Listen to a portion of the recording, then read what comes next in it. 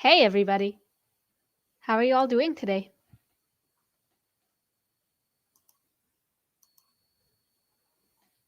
Where is everybody joining from? You can put it in the chat if you'd like. No? Looks like everybody's a bit shy today. All right. Well, hello everybody, and welcome to All About H2O. My name's Sophia, and I'll be the host for today's panel. So I'd like to begin by gratefully acknowledging that Science World is located on the traditional and unceded territory of the Tsleil-Waututh, Musqueam, and Squamish First Nations.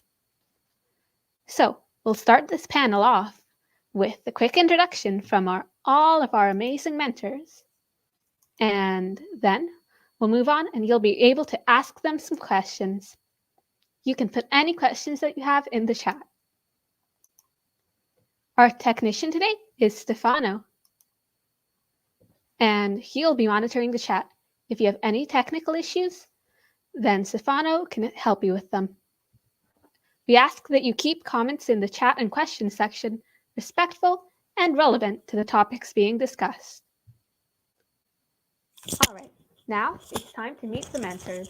So we'll start by everybody doing a brief introduction, and then we'll start with some questions.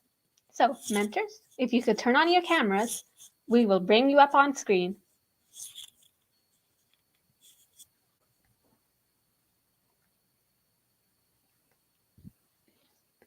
Hello.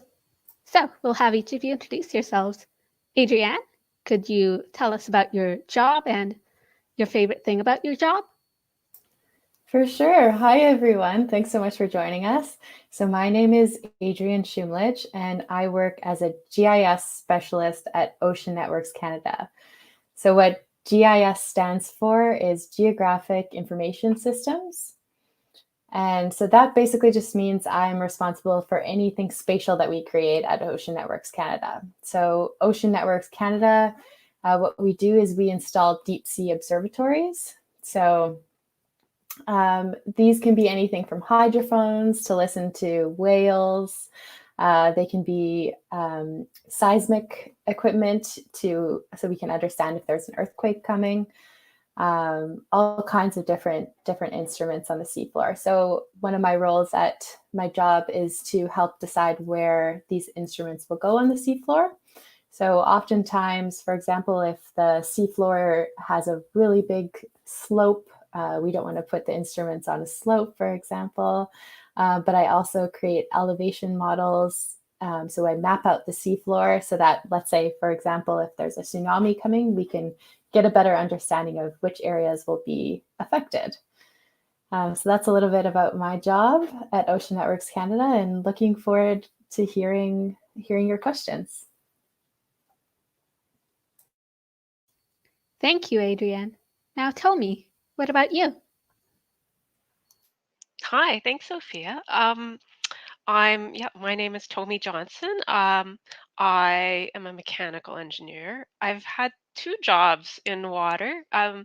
Currently, I work for BC Hydro, and most of the energy that we receive from BC Hydro is generated from hydroelectric facilities or generating facilities. So there involves dams and generating stations and transmission lines. And so my job at BC Hydro is to help when we have to invest in our facilities, spend a lot of money to fix them or expand them or improve them or even take them out. I help the project team to make decisions about what is the best way to do that project. And I help the team to document their reasons for making those decisions. And as we progress through our development of the project, we get more funding, I guess, uh, based on that. So internally, it's just a way of making sure we're making good decisions. So that's one part. But before that, my other job was I worked in design and of underwater equipment, and I designed some neat things like a rescue submarine, that can go down and pick people up from, if there's a big disabled submarine on the seafloor, we could go down and pick people out of that submarine, bring them back to the surface to rescue them. A launch system for that submarine. I was the lead mechanical engineer for that. And that submarine that I worked on is owned by the US Navy. It's in San Diego now. I also worked on some seafloor networks that I think Adrian actually uses now. My company worked on the design of those and construction of those. So yeah, some things like that. Lots of fun stuff. And some underwater, also a diving suit like that can go about 10 times deeper than a scuba diver can go. I got to work on that. We had some of those. Yeah. I'll let you move on to Soledad. I'm just going to take that cue. I actually just go by Soleil, and I'm a water resource engineer. And my path to get here has not been straightforward at all. But my current job is I'm a water protection officer for the province, for the public service. And that means every time I administer the Water Sustainability Act. So every time anybody would like to do any construction or work at all in and about a body of water, be that a stream or pond or wetland, they need to file an approval.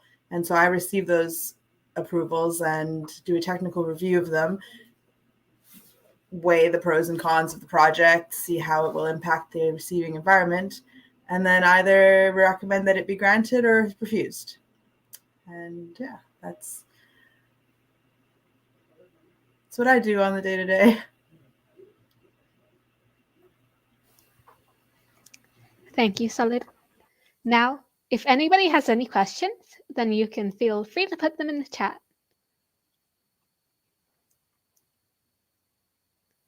So, how long have you been in your current position, Solid? Oh, I think you're muted. Sorry, my bad. I'm really new. I started with the public service in May of 2021. Yeah, so it's really new to me. Before that, I worked as a project manager in construction. And before that, I worked as a project coordinator in contaminated sites for years and years and years. But yeah, and before that, I was a lifeguard and a ski patroller and a cook. You do what you got to do. How about you, Tommy? How long have you been in your position? Oh, I still feel kind of new. I think it's been about 4 years. 4 years, yeah, for me. Yeah. Yeah, and then like I just and I still get to work with engineers, but I like my new job in that I get to work with biologists and like indigenous nations. I get to talk to them, and then I get to think a little bit about people like you, Soleil, who grant the licenses. And so there's a whole group of people that at BC Hydro that work in the licensing area. Yeah. So just all sorts of project managers and construction people too. Like you mentioned, you worked in construction. So I enjoy the variety. Yeah, I'd say that's actually something that I'd add to the pros of my current job is not only do I get to work with biologists and GIS people and a whole smattering of other people, but we're mostly women. Like my boss is a woman and her boss is a woman and her boss is a woman. I really, really enjoy that. That's a little bit of a difference from the consulting engineering world where everybody at the bottom was female and everybody at the top was not exclusively, but just in general. But yeah. Anyway, sorry. Adrienne, how long have you been at your job? Yeah, I've been at my job now for 2.5 years. Although I joined my job for 4 months in person, and then I guess the last 2 years have been working from home. So I feel new in a way, even though I've been there for 2.5 years.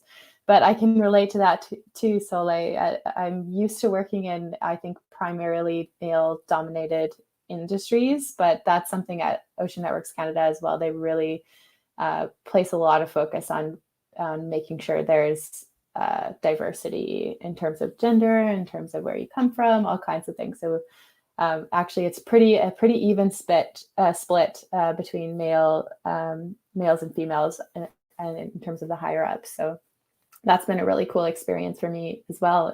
My boss is female for the first time ever.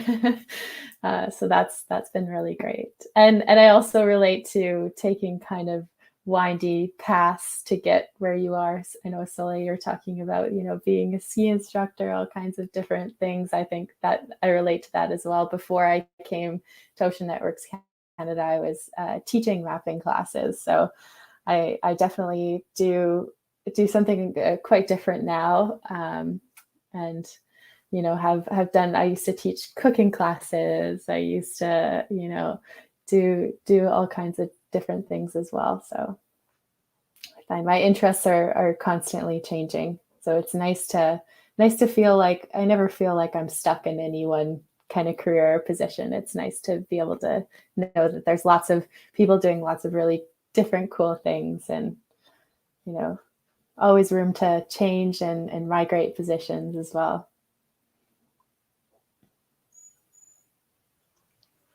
What's the most interesting thing you've each seen or explored underwater? I always dreamed of doing what Adrian did and going on the boat, but I never got to go on the boat. So I just imagined a lot of stuff in the water. Adrian, can you tell us about the boat? Well, I was going to ask you, Tommy, have you actually been able to use that? You said you worked on the submersible. Did you get to actually try it on and go down into the water?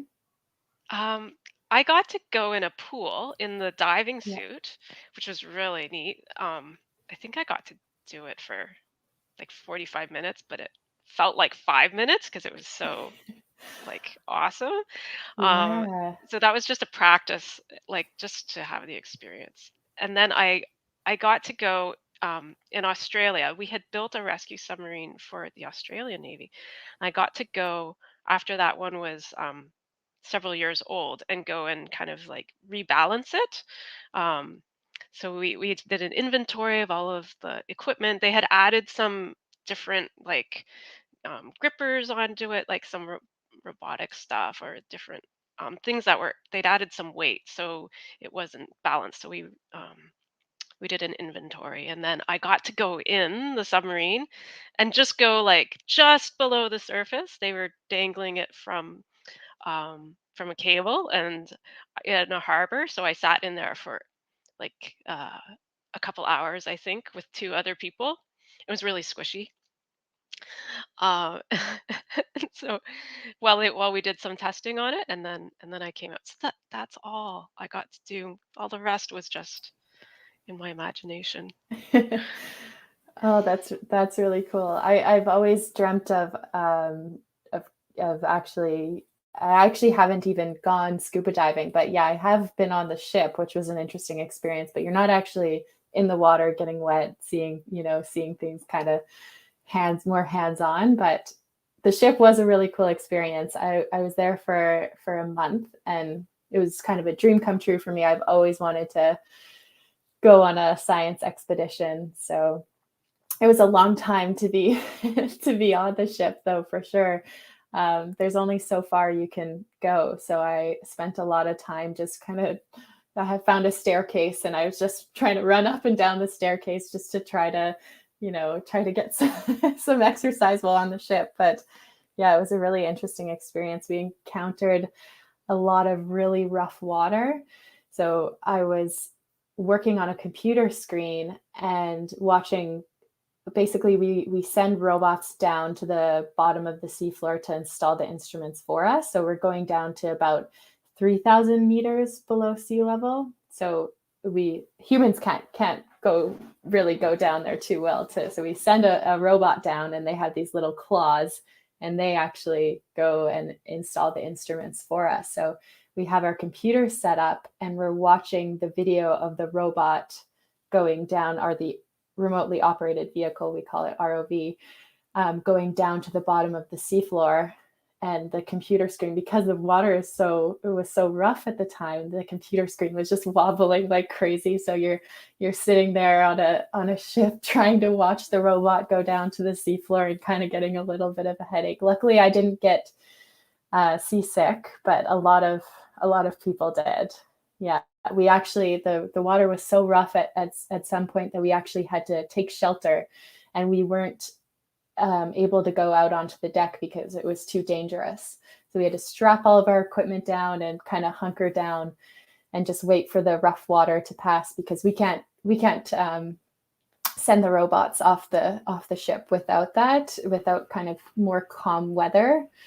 It's pretty dangerous. So yeah, were you here locally or were you out in the ocean? Yeah, we were just west of Vancouver Island. So about 500 kilometers west of Vancouver Island is the furthest site. So not too far away, but so it's far away that you can't see the land anymore, right? Yeah, exactly. I remember watching the land disappear and thinking, oh my goodness. Yeah, that was the first time I've ever been on a ship and not seen land. So that was an interesting experience. We saw lots of sea creatures. That's the fun part about, I would say probably my most favorite part of the job is watching the video of the ROV going down in the water column and all the different things that you can see. My favorite thing is to see bioluminescence. So anything that lights up underwater, I just think is so incredible. But we worked 12-hour shifts for a month. So it was a lot of hard work too. It was a lot of long days, but a really fun experience for sure. That's really cool. So like, do you ever touch water yourself? Yeah, that's the cool parts about my job too, are all the opportunities that I get to go on site, like both in contaminated sites. So I was sampling groundwater, surface water, sediment, soil. And you get to go to some pretty cool, like remote places because they need it attended to. And then within my current role, I also make it a point of going to all of my sites, or at least as many as I can. And that, I don't know, I like going to construction sites and seeing what they're building and how they're doing it. And I get to go to a lot of restoration sites, and those are really cool because it's actually quite impressive how good we are. I mean, and it's still obviously not going to be as good as Mother Nature, but we do some really good restoration work. At least some. Some people do really good restoration work. There's also a lot of shoddy restoration work that, the good stuff is really cool. Do you find when you go back, do you ever find areas that look almost as good as they did before, or does that sort of, I guess, depend on the site quite a bit? Yeah, it really depends on the site. And also, like, I don't know, a pretty big problem in and around streams in the Lower Mainland is the invasive species. So they take over. And I mean, often, and this is a problem that we come across regularly. Like, we'll have a proponent be like, we want to do work here, and these are all invasive, so it's poor quality, so we're not really destroying anything that matters, so just let us do it. It's just like, okay, no, that's not how it works. You get to remove the invasives and replant with endemic species. Thank you very much. Like, yeah, no, it doesn't work like that. It's just not how it works. So, yeah. I've had some really cool sites up north, like Dease Lake or even Fort St. John or Dawson Creek. And in those situations, I was working with contaminated sites. It was all under like groundwater. But I mean, I got to touch the water, and it's pretty cool because like every time you pull up the water, it's different. Depending on your site too. Like, it smells different. It'll have different things in it. It'll be different colors. I don't know. I think it's interesting. What's the most interesting project that you've all worked on? I can go first. I met a woman who decided that she wanted to leave behind a legacy of improving watersheds. And so she has started, and through different grants and different organizations getting this totally funded, she started doing a large restoration project in each watershed. And her goal is to do a different watershed every year. This year she did the Salmon River in Langley, and that's how I came across her, because I received her application to do works in and about a stream.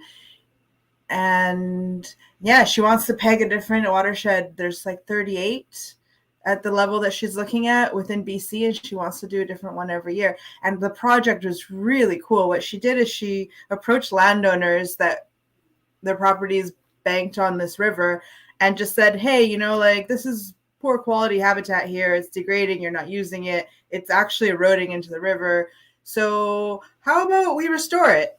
And got their approval of at least 3 for the part that I was involved with. And they created a really cool, like, very well thought out habitat for both fish, so aquatic habitat, and riparian habitat for the upland stuff, more upland stuff. And it was really well done. Like, the way they were doing, instead of putting like riprap, which is those big large rocks that you see lining all the construction sites, instead of putting that, because that's not really good for our watersheds, they used large woody debris, so big trees or big trunks, I guess, and just chained them down in such a way that you couldn't really see that they were chained. Like, the chains were all hidden in and amongst the trees, and recreated a bank so it prevented it from eroding using just super natural materials, which, I don't know, the project looked really good when it was done. And I know that a lot of hard work went into designing it. Like, they had little streams for salmon to rest in, and then a lot of overhanging fruit to lower the temperature of the water. It was pretty cool. What about you guys? Well, I imagine that'd be incredibly rewarding for her to be able to come back to these areas and just see the differences, the before and after of these areas. That's really cool. I think for me, one of the projects I was really interested in working on was we worked with Indigenous communities in Haida Gwaii on, they were interested to see the concentration of vessels around the island. So small vessels, so anything like, for example, fishing vessels, sailing vessels, all different kinds. They wanted to know exactly where these vessels were going and where there were hotspots, so areas that a lot of fishing vessels were, a lot of sailing vessels were, for example. And then they wanted to protect the areas because it's a lot of really critical fishing habitat or critical habitat for a lot of different marine species. So that was a really fun project because we were working directly with Indigenous communities, understanding what they needed. And then we actually got to see what came out of the project and what came out of our work. So they've already put quite a lot of effort into protecting areas that we found had a lot of vessels. And this will really help them, you know, if they want to see in 10 years, has vessel traffic increased or decreased, or what has been the effect of these conservation measures that they've taken. So I think that was really cool to work on a project directly with the communities and kind of build it from the ground up, but then also see the results of that and the protection measures that were put in place after the project took place. What about you, Tommy? I think the most interesting one for me is one that I worked a little bit on, but not, I wasn't the most of anyway, I'll just explain what it was. So it was there was a large oil and gas company that had come up with this kind of novel technology, and they had um, they had an initial prototype, but it was like a small thing, like just maybe a foot, 1 or 2 feet long. This device, and it was a cylinder, and it had a like a nose cone that would move, and it would resonate. And what they found was that they could like use this resonating device to help them, like they could tow it behind a ship in the ocean and use it to, it would help them see better into like below the ocean floor when they're trying to find new oil and gas reserves. They could see through certain types of seafloor that they weren't able to penetrate with their previous devices. So this low frequency resonating device was really helpful. So they came to us though, and because they were having troubles like scaling it up into a large scale version. So they came to us to see if we could build a larger prototype. So we did. We built like this larger version, which was sort of more the size of a large minivan, maybe not quite a bus, but about that size. And it had a lot of like technical challenges in terms of how do you manufacture something so big and keep it perfectly. There were a few things like for making it work that were good engineering challenges. So it was a lot of fun. It had some different disciplines. So there were electrical and controls and mechanical aspects to this thing. It was neat, and materials engineering. It was fun, and we would test it in air sometimes, and the whole like building would you could kind of feel the reverberations through the walls and different rooms in the building, and I always thought it was just kind of really cool. Yeah, that was because it was novel. I think that's why I'm saying it was the most interesting thing. Yeah.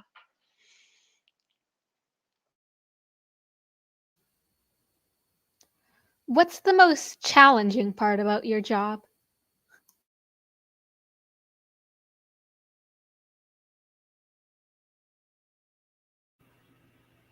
Okay, I'm going to go ahead and take that one too. I find the most challenging part of my job is that I joined the public service to save the world one stream at a time. And the most challenging part of my job is that I can't.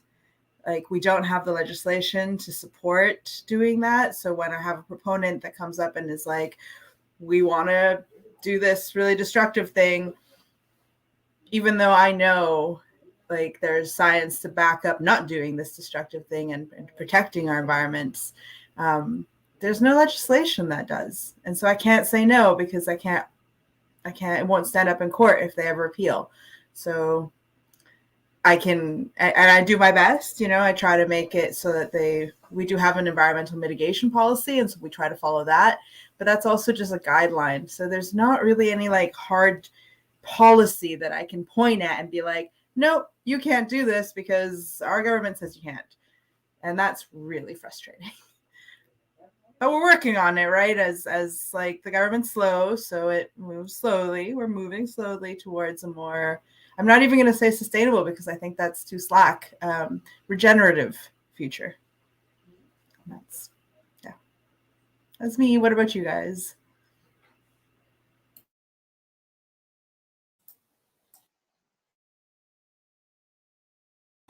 Go for it, Toby. Oh, thanks. I'm just going to say I think my biggest challenge is is communicating across, all of those disciplines that I talked about earlier, um, and just and getting their opinion and understanding um, different perspectives, and sometimes it depends on who you talk to. You get different information, so it's really yeah, it's always about communicating, like understanding the ideas from other people and drawing them out. That's the biggest challenge. It's not really a problem, but it's more, you know, the most one of the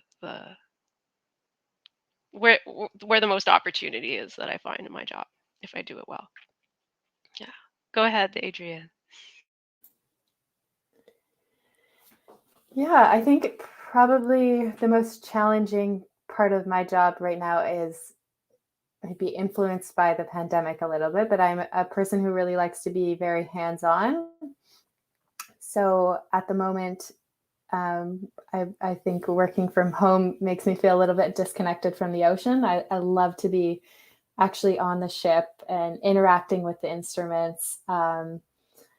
But our expeditions, they just happen in the summertime. So I think that's the challenge for me. I really love doing field work and I love being hands-on, but yeah, I just have to wait for expedition season in the summer. But I think the winters for me, just being a little bit more hands-off, I think that's a real challenge for me. It's not the same, looking at an instrument on a map or looking at it on your computer screen. I want to be there and I want to actually see and interact with the instruments. So I guess that's the challenge, waiting for summer. Tommy and Sole, how has the COVID-19 pandemic affected your jobs? I'm really lucky that I can do my job entirely from home. It has affected my job that I didn't actually know anyone I work with because I started during the pandemic. So we have a team meeting with the 10 of us in our team every morning, and that's great. So I know those people now, but our office is 150 people and I don't know anyone. And that I like you, Adrian, I'm just going to feel new forever until I don't know. Then there's the other, the thing is that now they're starting to talk about back to the office. And I'm like, it's not back to the office for me. I've never been to the office. Also, I don't really want to go back to the office. I'm quite happy here. I got 3 monitors. I got a chair that's comfortable. And yeah, I don't need to go anywhere. All of my work is, it's remote. I'm reviewing documents and visiting sites. I don't need to, my bum doesn't need to sit in an office. I can sit here. But yeah. So we'll see how the pandemic shakes out. What about you, Tommy? I do all of my work on the computer, and so I haven't been very impacted. It all has worked pretty well, and I think I work in a large company now, and so you kind of need to pick up the phone or now on Zoom instead anyway.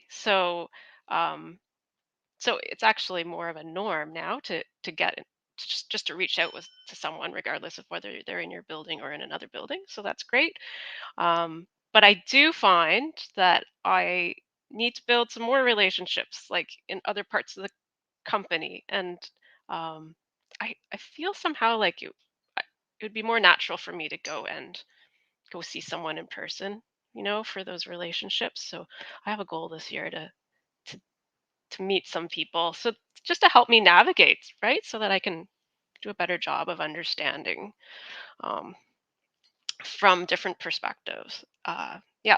So looking forward to getting back in order to meet people in person because I think it'll be easier that way.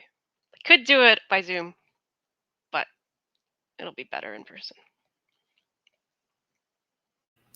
I wear my new employee hat often and just I'll look up a person or see someone from a big meeting that I'm like, oh, that person looks interesting. And then I'll just randomly call them.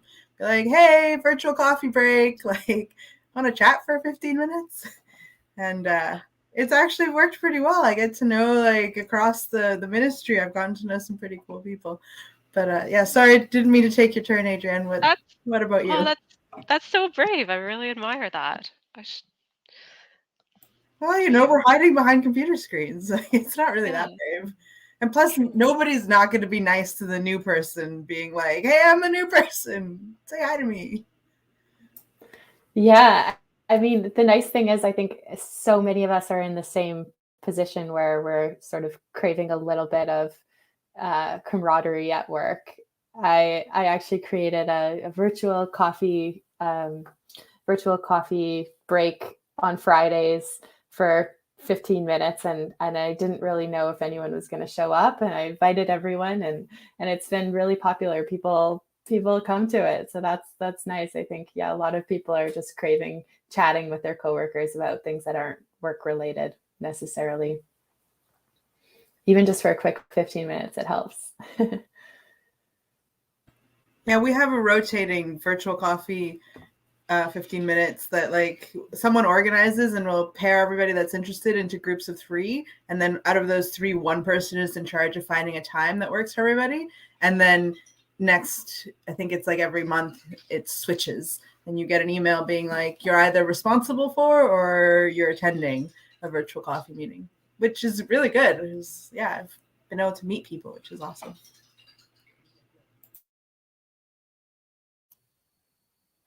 If you could give advice to someone that's just starting out in your field, what advice would you give?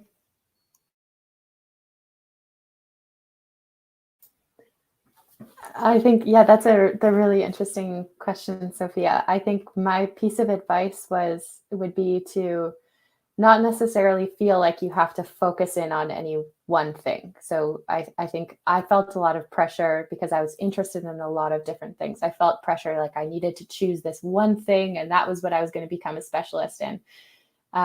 I actually went and when I studied geography, I was learning all kinds of different things. I was learning about glaciers. I was learning about rivers. I was learning about how we organize in cities. I was learning about oceanography, and I liked learning about different things. And I think that variability in my education has actually really helped me in my career, because I don't know a lot about any one thing, but I know a little bit about a lot of things. And that's actually really helped me. So if you're a person that maybe doesn't have any one thing that you're specifically interested in, that's completely okay. And that actually might help you in your future. And I think another piece of advice that I would give would be to just talk to people.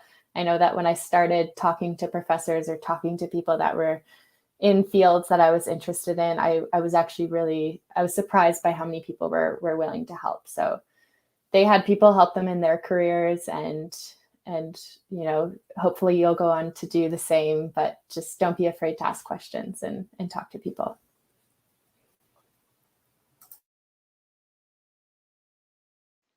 Yeah, my advice would be to find a mentor. I think someone just for giving advice just to you, and that you can ask like your unique situational challenges to, and get their advice. Because I remember finding that I wasn't getting the guidance I needed at work, and I was like, well, do I do this or do I, do that? And I think a mentor would have helped me through that when I wasn't finding the answers that I needed. Maybe they could have pointed me in some more directions. So, yeah, you don't have to be on your own so much. And I guess mine to follow off of that, off of Tommy, would be to work till you find that fit, that team that you actually want to work with. Like I worked for so long in so many different places that at the end of the day, I actually hated them.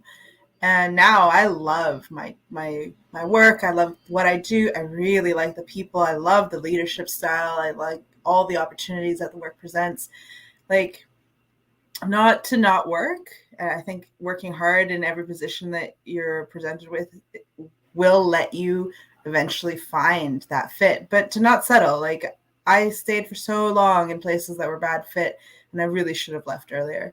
And I see that amongst my friends too and colleagues, that they're really unhappy in a place and it's not a good fit, but they stay because it's scary to not be employed.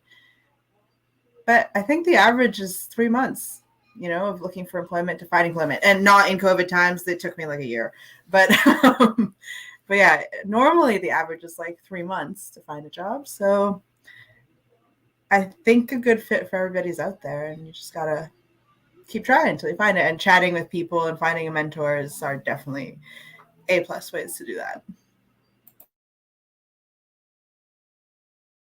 It looks like we're out of time, unfortunately, so I'd like to thank you all for joining us today, and a huge thanks to all of you for sharing your time and experiences with us. So, We will now be having a bio break and a bit of time to explore our interactive virtual booths. So you can all access the booth through the Exhibit Hall button at the top of the page in Project Board. The next session will start at 6 p.m. PST, so be sure to pick out where you want to go next. Thank you all for joining us today. Thank you. Thanks, everyone.